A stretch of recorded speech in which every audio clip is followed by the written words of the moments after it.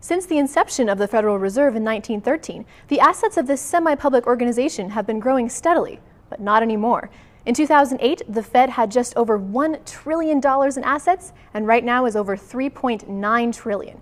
This dramatic increase is a little under 4 times what it was just 5 years ago. This means that the Fed is continually buying Treasury bills, and the value of the dollar could decrease, because there is 4 times more money in circulation now than 2008. Since the housing bubble, the Fed has been buying $850 million in treasuries per month.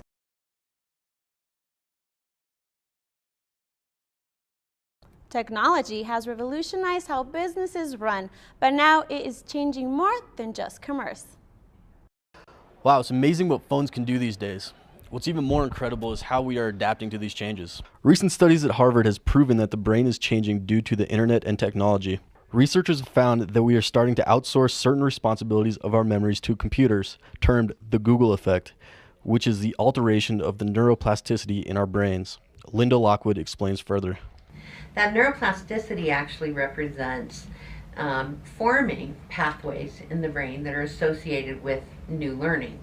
So if we take that away, because we can just go look it up anytime we want to on the computer and not necessarily learn it or learn how to do it, we're going to have fewer of those formed pathways and an inability to really draw on that for future problems in critical thinking and problem solving.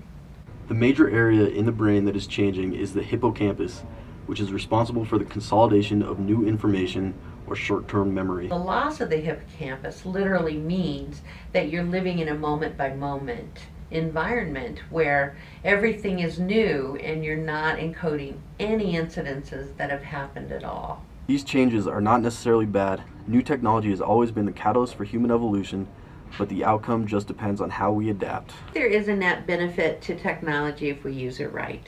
And I think the way that we use it right is to use it as the resource that it's intended to be and integrate that knowledge into our own brain. I think that it's a great way to move forward with technology. For the Met Report, this is Ryan Gendel. For all you online shoppers, Bitcoin might be the new thing for making purchases with a web-based currency.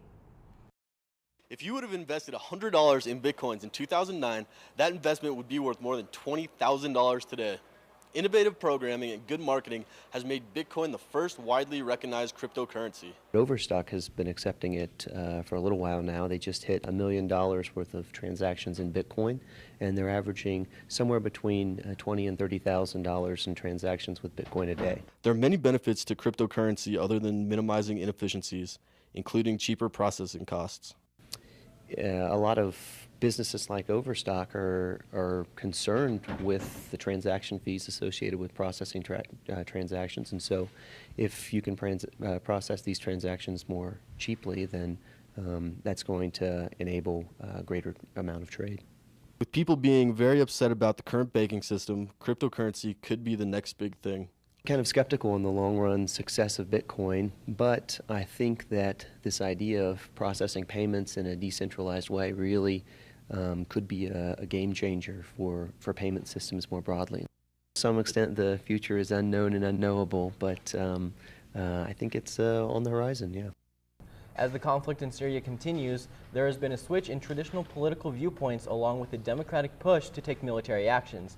Democratic leaders Nancy Pelosi and President Obama are promoting the enforcement of international sanctions. Selling the public on the conflict will be hard because the majority of the U.S. population wants to see a wind down to the wars that we are currently in. We asked students on Auraria campus for their opinions. I feel like ways of force are not always the best methods. Our cause may be different than al-Assad's, but then to an extent we're kind of exercising the same practice that he's doing, you know.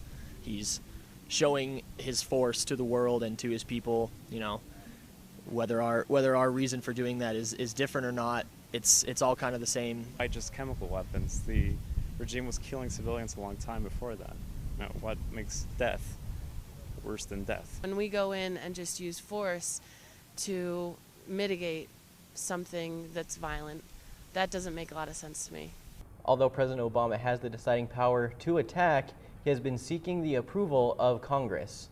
Congress wants the president to take a long, hard look at what kind of people the U.S. will play in the coming decade and what behaviors by other nations are unacceptable. Could antidepressants be an ingredient in your gum? It turns out phenylalanine is an additive found in many products. Ryan Gendel takes a deeper look. If you've been looking at ingredients in gum lately, you've seen an increase in the ingredient called phenylalanine. This additive has also been showing up in many major sodas. So what is it? Possibly the best way to find out is to speak with MSU professors.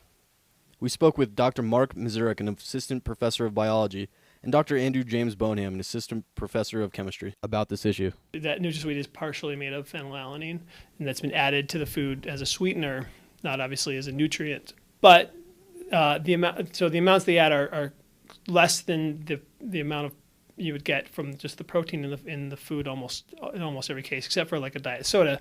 And even then, the amount that's in there is extremely small. Same with gum, because it's a very powerful sweetener, so you need very little of it. Ultimate take home is that I wouldn't worry. If I found out that my chewing gum had added phenylalanine to it, it wouldn't really bother me. I think that the dosages that we're seeing are probably safe. It's, again, if you take way too much and go way outside of what would seem normal and seem right, that you could worry about heightened effects, because high levels of phenylalanine could become high levels of L-DOPA, which is a chemical just like phenylalanine that's just been a little bit modified in the body, which in turn is modified a little bit more to turn it into dopamine, which is a major neurotransmitter, and it's the way that one of the chemicals that regulates the way our brain works. We usually don't want to change the way our brain works, so moderation. For the Met Report, this is Ryan Gendel.